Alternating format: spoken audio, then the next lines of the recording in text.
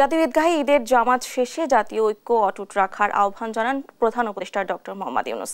সোমবার জাতীয় ঈদগাহে ঈদ উল ফিতরের নামাজের পর দেয়া এক বক্তব্যে তিনি এই আহ্বান জানান।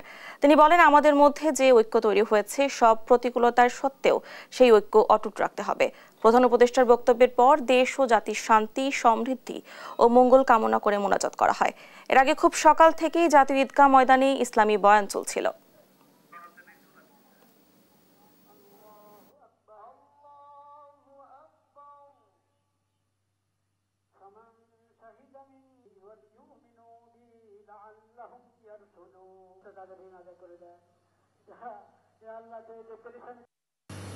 ঐক্য গড়ে তোলার দিন এবং আমরা স্থায়ীভাবে এই ঐক্য গড়ে তুলতে চাই।